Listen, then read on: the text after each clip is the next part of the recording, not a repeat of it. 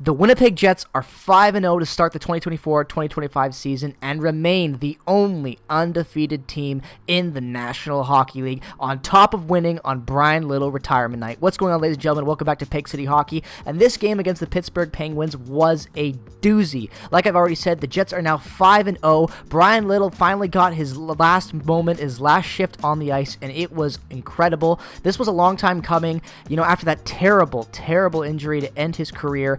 His contract being traded off and him pretty much being unofficially retired. He finally gets to officially retire as a member of the Winnipeg Jets, and oh boy, was it an emotional ceremony. Honestly, to see him out there in full uniform, taking the warm-up skate, his family being in attendance for the entirety of this event, and just watching him be out there and how much the fans embraced him with the organization doing this for him. It's so touching to see it, because honestly, Bryan Little deserved to be remembered on the ice for, being a stand-up guy, a great hockey player, and a great guy in the community of Winnipeg, and not remembered for that injury that happened in the last time him being on the ice. So for him to come out there, skate with these guys tonight in full gear, and just be able to experience that again for the last time with his family and his daughter, and also on top of it, to have Sidney Crosby come out, shake your hands, and and everything like that for retirement, and with your family there, I think it's an amazing send-off to Mr. Underrated, as I like to call him.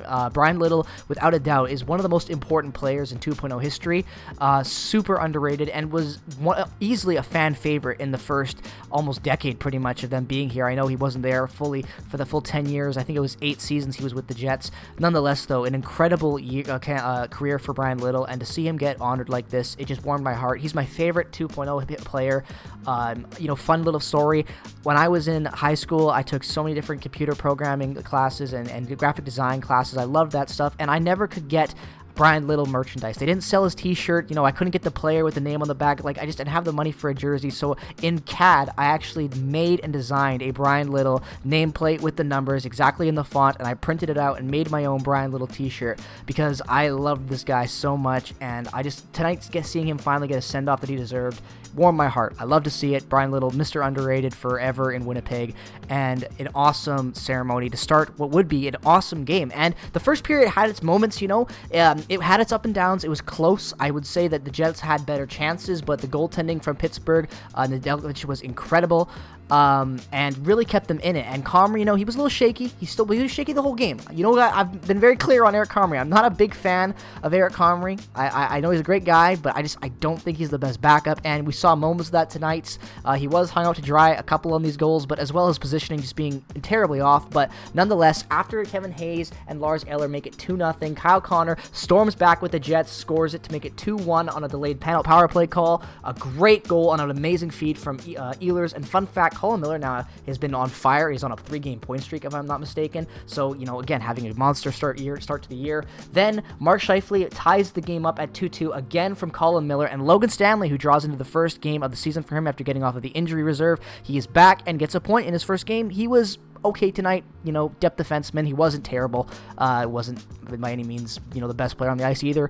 I would like to see Fleury come back, I think, but I'm okay with him getting a couple games as well, so we'll have to see what happens there. But then Vladislav Nemestikov ties things up. Again, a great feed from Ehlers. Ehlers is definitely the best player in the game tonight, in my opinion.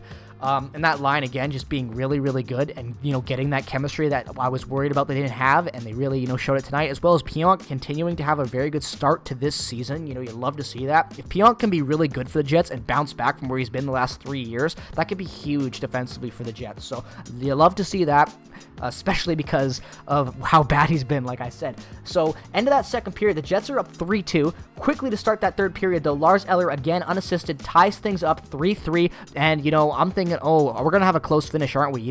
It looked like for a while, this third period, that the in the second period as well, that, okay, maybe the Penguins, they're going to be a decent team, tonight, and we're going to have to play a tough matchup. But the Jets stormed back up the ice. Adam Lowry scores from Mason Appleton and Josh Morrissey on a great feed in front, as well as Mason Appleton right after that getting the 5-3 goal from Neil Pionk, a great feed. None of that goal does not happen without Neil Pionk making those plays, and that makes it 5-3. Nino Niederreiter gets the empty netter, his first of the season, finally gets the monkey off of his back, which is important because that entire third line's been hot. So to see Mason Appleton already have 2 goals. Niederreiter needed to get one. He did, even if it's an empty netter. Hopefully that gets the guy going. I could see him being a 20-goal scorer for the Jets this year. He had 18 last year. He's a 20-goal scorer 6 times in his career. I think he's looking to get back to that mark. And again, Scott Arniel really got this team going.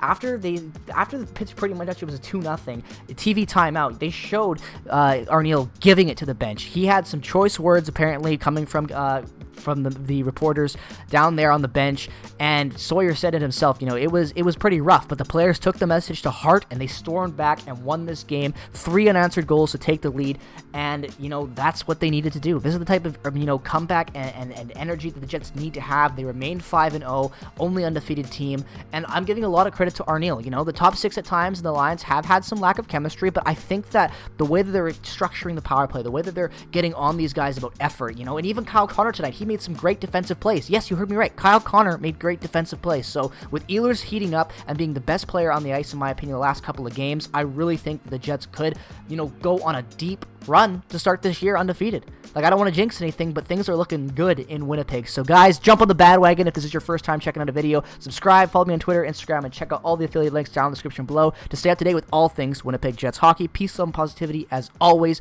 Go Jets go, and I will see you guys in the next one. It'll all